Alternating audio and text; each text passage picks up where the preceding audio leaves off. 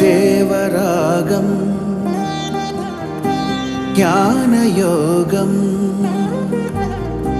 వ్యాసపీఠం బహువేదశాస్త్రం బోధామృతహిత శ్రీమన్నారాయణం శివగౌరీ సంభాషిత సకల పురాణం అష్టాక్షరి పంచాక్షరి మంత్రావరణం అఖిల దేవతా సంస్తుతి పారాయణం జయ మంగళకరమీ ప్రవచన శ్రవణం అనుదినము శుభము సుఖము జీవన గమనం దేవరాగం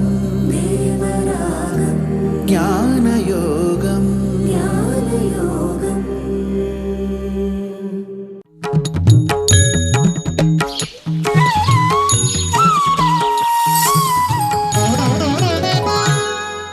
ఆపదామపహర్తారం దాతారం సర్వసంపదాం లోకాభిరామం శ్రీరామం భూయో భూయో నమామ్యహం.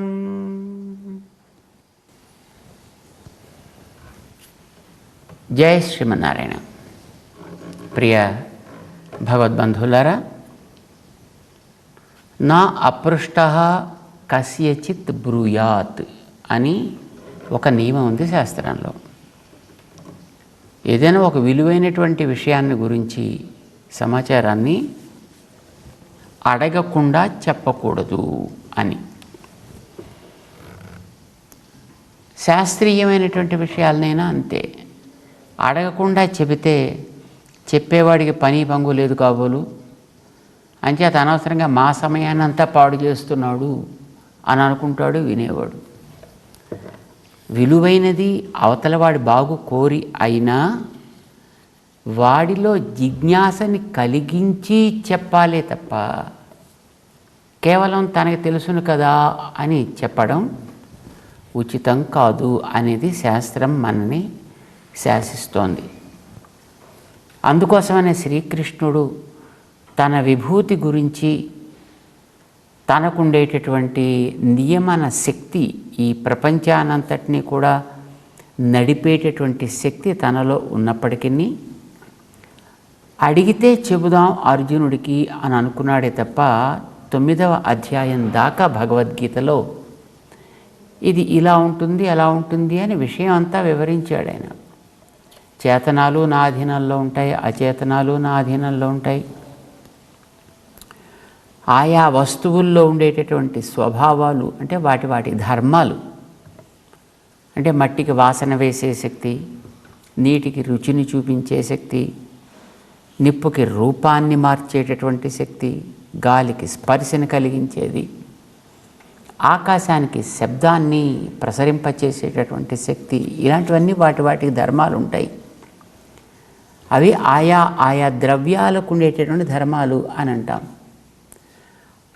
ద్రవ్యాలు తన అధీనంలో ఉండడమే కాకుండా ద్రవ్యగతమైనటువంటి ధర్మాలు కూడా తన వల్లనే ప్రవర్తిస్తాయి అని గతంలో 7వ అధ్యాయంలో తను చెప్పి ఉన్నాడు. ఆయన విన్నాడు అర్జునుడు. ఎలా ఈ జీవుల్ని తాను నడిపిస్తాను వారి యొక్క సంకల్పానికి తగ్గట్టుగా అనేది 8వ అధ్యాయంలో చెప్పాడు.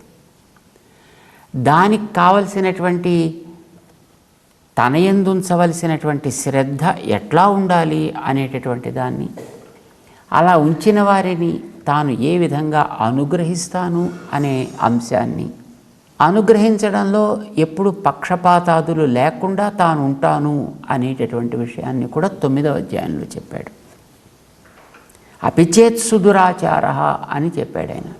అంటే తనని ఆశ్రయించేటటువంటి వ్యక్తి ఒకవేళ రకరకాలుగా లోక నింద పొందిన వాడైనప్పటికీ కూడా, రకరకాల భ్రష్టుడైనప్పటికీ కూడా ఒకనాడు బాగుపడాలనే కోరికతోటి తనని ఆశ్రయించినట్లయితే వారిని యోగ్యుడిగా తయారు చేసుకుంటా. ఇది 9వ అధ్యాయంలో చెప్పాడాను.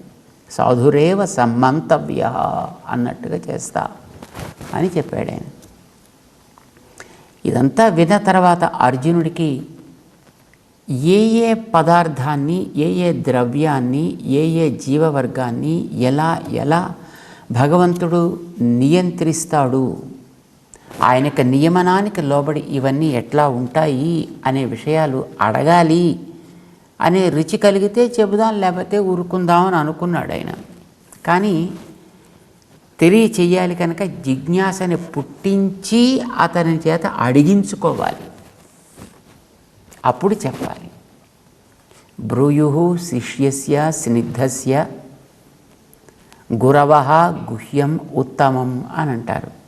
అంటే మహానుభావులైనటువంటి పెద్దలు, ఆచార్యులు ఒక వ్యక్తి తనకి ఆప్తుడు, అభిమాని, మంచివాడు కానీ అమాయకుడు అయినప్పుడు, వాడు బాగుపడితే తనకి ఆనందం అని అనుకున్నప్పుడు వాడు బాగుపడడానికి కావలసిన వాతావరణాన్ని తయారు చేసి ఆయన చేత ఒక ప్రేరణ కలిగించి అడిగించుకుని అప్పుడు అతనికి చెప్తారన్నమాట. అర్జునుడి విషయంలో అలానే అవుతుంది. ఎందుకంటే అర్జునుడికైతే ఏదో తత్వం తెలుసుకుందాం, బాగుపడదాం అనే కోరిక అయితే అతనికి లేదు.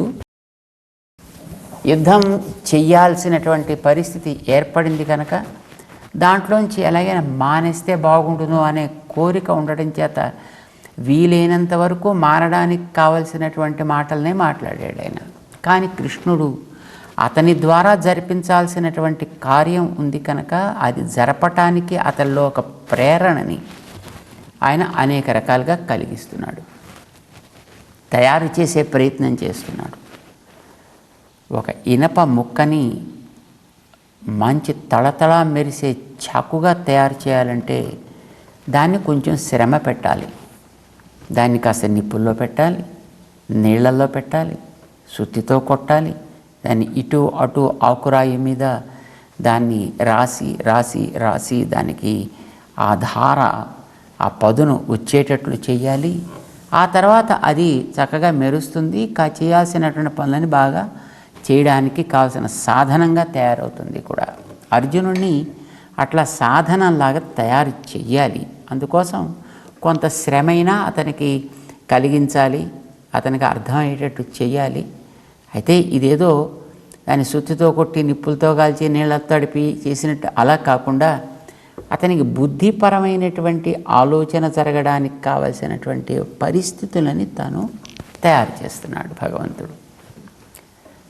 నా విభూతుల్ని చెప్తానయ్యా నేను అని ప్రారంభం చేశాడు ఆయన. 10వ అధ్యాయంలో భగవత్ తత్వాన్ని కలిగినటువంటి భక్తిని ఏ రకంగా పెంపొందించుకోవాలి అనే విషయాన్ని చెప్పిన తర్వాత ఓ 7 ప్రశ్నలు అర్జునుడు వేశాడు. అసలు వీడు ఎప్పుడు ప్రశ్నలే వేడు, కేవలం వినడం తప్ప అని అనుకున్నటువంటి కృష్ణుడికి తాను చెప్పాల్సింది తను చెబుతుంటే అర్జునుడిలో కలిగినటువంటి సంశయాలతోటి తాను ఇంతవాణ్ణి అని తను చెప్పుకున్న తర్వాత తన యందు భక్తి కలిగిన వాళ్ళు, శ్రద్ధ కలిగిన వాళ్ళు తప్పకుండా సర్వ పాప వినిర్ముక్తులవుతారు. వారెప్పుడు కూడా ఆనందధామ ఆస్వాదన చేస్తూ ఉంటారు. తుష్యంతిచ రమంతిచ ఇవన్నీ చెప్పిన తర్వాత అప్పుడు అతనికి అనిపించింది అడగాలి అని. ఓ 7 శ్లోకాల్లో అడిగాడండి ఆయన.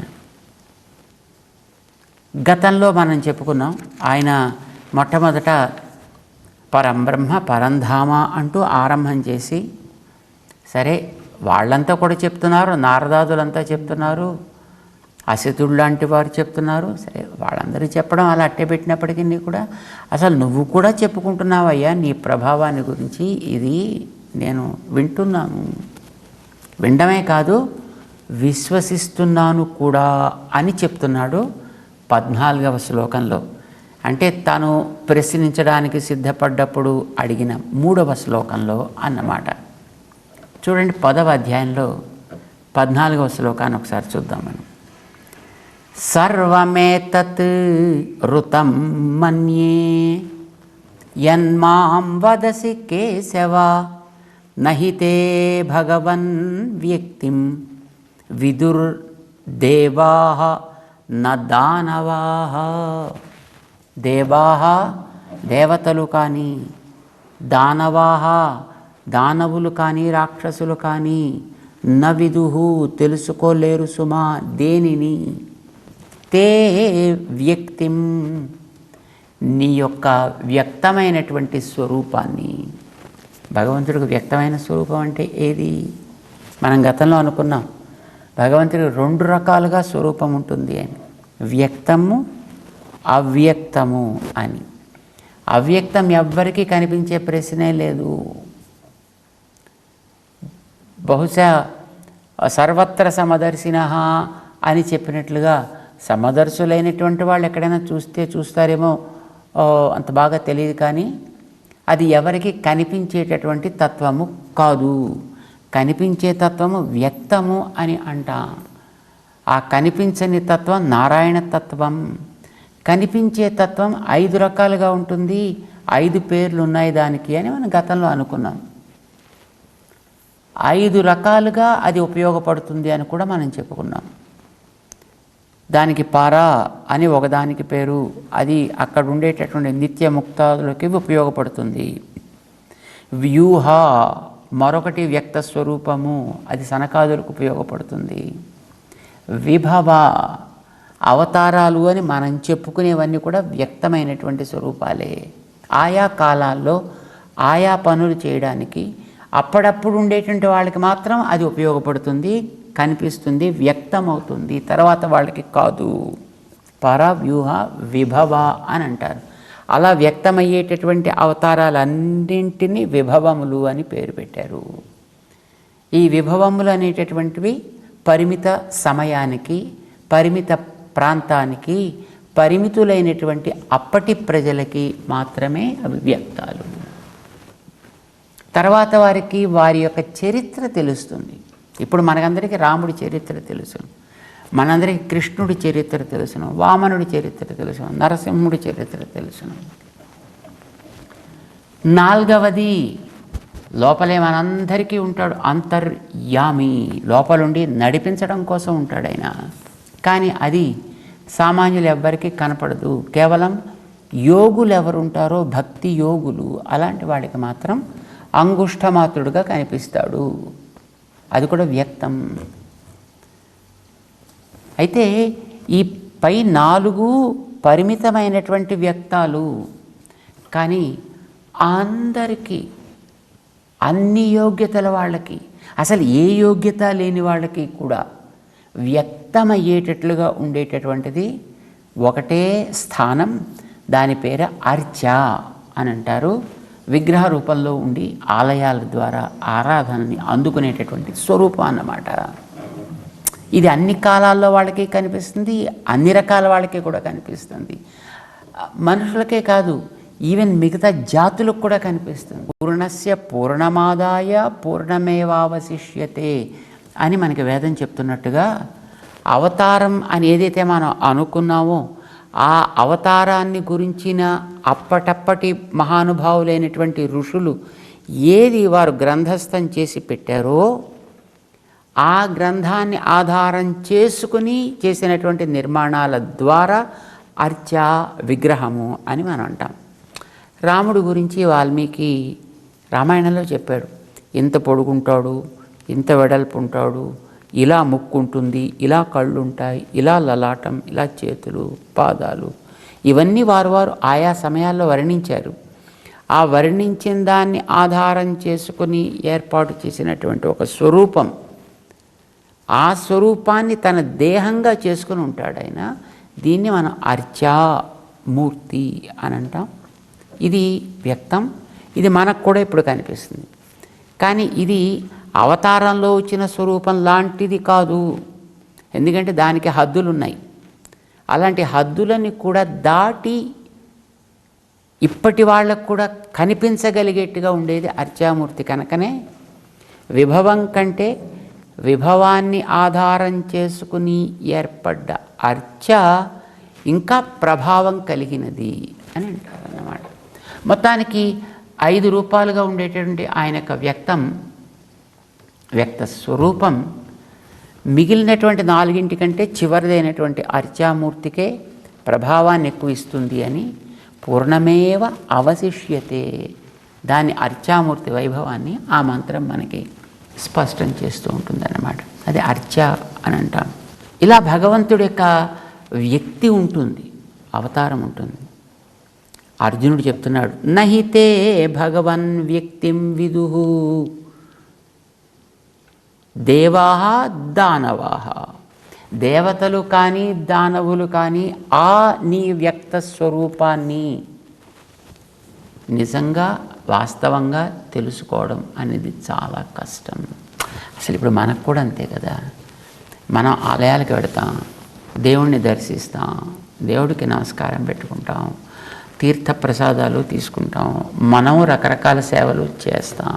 కానీ ఆయనే స్వయాన దేవుడు అనే స్థిరమైన విశ్వాసం ఎంతమందిలో ఉంటుంది అనేది ఒక పెద్ద ప్రశ్నార్థకం. అది ఎవరికి వాళ్ళే ప్రశ్న వేసుకుని చెప్పుకోవాల్సింది సమాధానం తప్ప, అది ఏమో నీకు ఆ విశ్వాసం లేదు అని ఇంకొకళ్ళు అనడానికి వీల్లేదు. ఇప్పుడు దేవుడి కోసం మనం తప్పిస్తున్నాం, దేవుడు అంటే మనం వింటున్నాం, ఆ దేవుడే నా ఎదుట ఈ విగ్రహ రూపంలో ఉన్నాడు అని తెలిస్తే మనం అక్కడి నుంచి వదిలిపెట్టి వెళ్ళగలమా? పెడతామా? పట్టుకుని అక్కడి నుంచి నాకు ఇది కావాలి చేస్తావా చేయవా, అది కావాలి చేస్తావా చేయవా, ఇంకా ఎంతసేపు బాగా డిమాండ్ చేయండి, జబర్దస్తి చెయ్యం. మనం తెలిసిన వాళ్ళు అట్లా చేసిన వాళ్ళు ఉన్నారు, మన ఆళ్వార్లు ఉన్నారు. వాళ్ళు చాలా చక్కగా ఆ విషయంలో మాత్రం స్పష్టమైనటువంటి అవగాహన కలిగినటువంటి వాళ్ళు. తిరుక్కురుంగుడి నంబియై నాన్ కండపిన్ అంటారు ఆళ్వార్లు. ఈ ఎదురుకుండా కనిపించేటటువంటి ఈ స్వామిని నేను దర్శించిన తర్వాత ఇంకా మళ్ళీ మరొక ఆలోచన చేసే ప్రశ్నే లేదు అని అంటారు. ఎక్కడెక్కడ ఆయన కనిపిస్తాడో అక్కడక్కడల్లా. కేవలం అండమే కాదు, అలాంటి ఆళ్వార్లలోనూ మరొక మహానుభావులు తిరుప్పాణ్ అనేటటువంటి ఆయన పవళించినటువంటి భగవంతుడి యొక్క స్వరూపాన్ని చూశారు, దర్శించారు. ఆయన శ్రీరంగంలో ఆయన పడుకుని ఉంటాడు.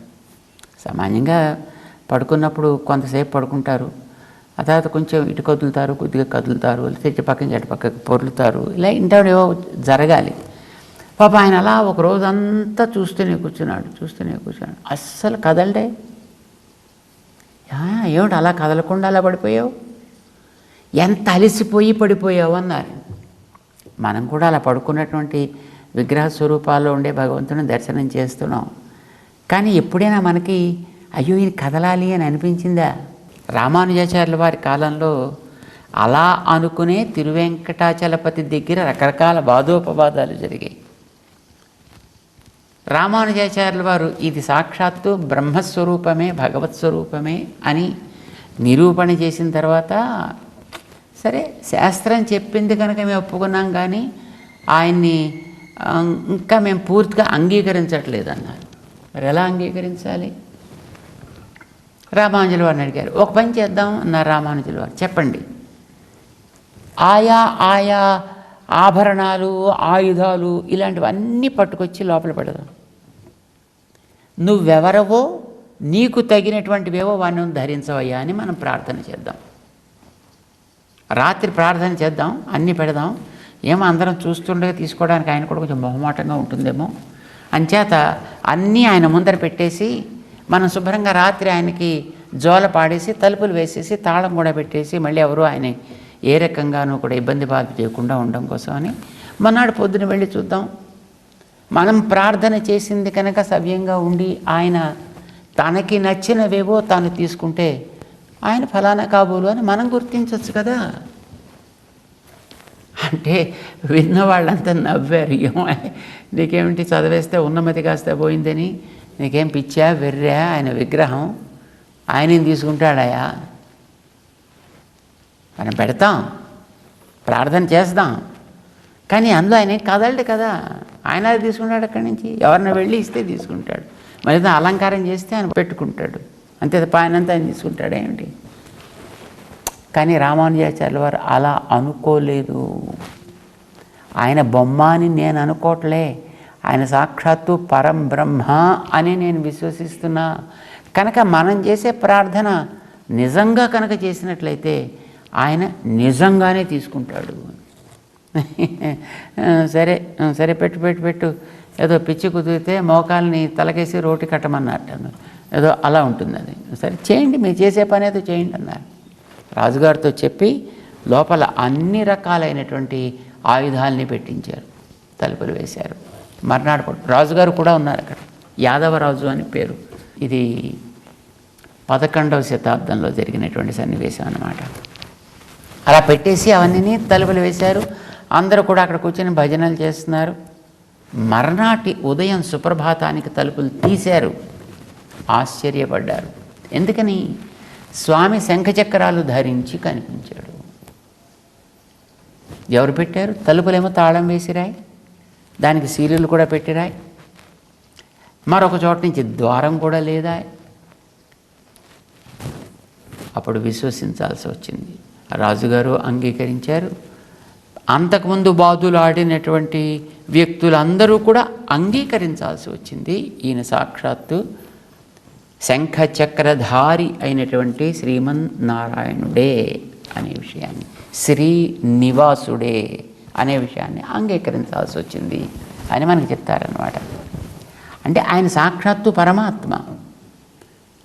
అయితే ఆయన పెట్టుకోవడం, ఆయనంతటా ఆయన తీసుకున్నప్పటికీ కూడా ఆయనకి అది ఎవరైనా ఇవ్వవలసి ఉంటుంది అనే తాత్పర్యంతో తర్వాత రామానుజాచార్యుల వారు చేయించి ఇచ్చారు అని మనకి చరిత్ర చెప్తోంది. అది చరిత్ర అది, దాన్ని అలా పక్కన పెడదాం. కానీ మనం గుర్తించాల్సిన అంశం, విగ్రహ స్వరూపంలో ఉన్న భగవంతుణ్ణి మనం చేసే ప్రార్థనని బట్టి ఆయన నిజంగా వింటాడు, చేస్తాడు కూడా. అందుచేత ఆయన వ్యక్త స్వరూపం అది. ఇప్పుడు మనకు ఉపయోగపడేటటువంటిది కూడా అది ఎప్పటి నుంచో ఇప్పటిదాకా.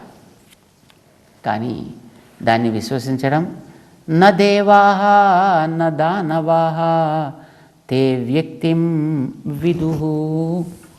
నీ యొక్క అవతారం మీద విశ్వాసం కలగడం అనేటటువంటిది కొంచెం చాలా కష్టమయా. కానీ ఇప్పుడైతే నాకు ఇంకొక రూపంలో నువ్వు వ్యక్తమవుతున్నావు, విభవ రూపంలో వ్యక్తమవుతున్నావు, నా ముందు సారథిగా నువ్వు కూర్చుని నువ్వు చేసే ఉపదేశం అంతా నేను వింటున్నాను, నాకు నీ యందు పరిపూర్ణ విశ్వాసం ఉన్నది. నువ్వు ఏది ఇంతవరకు నువ్వు చెప్పావో నీ యొక్క ప్రభావాన్ని గురించి, బ్రహ్మాదులకి కూడా నువ్వు కారణము అనేటటువంటి తత్వాన్ని, దాన్ని నేను పరిపూర్ణంగా విశ్వసిస్తున్నాను. నువ్వే ఈ జగత్తుకంతటికి కారణము అనేది నువ్వు చెప్పావు కదా. ఏదో చత్వారో మనవః అంటూ మహర్షయః సప్త పూర్వే అంతా నువ్వు చెప్పావు కదా.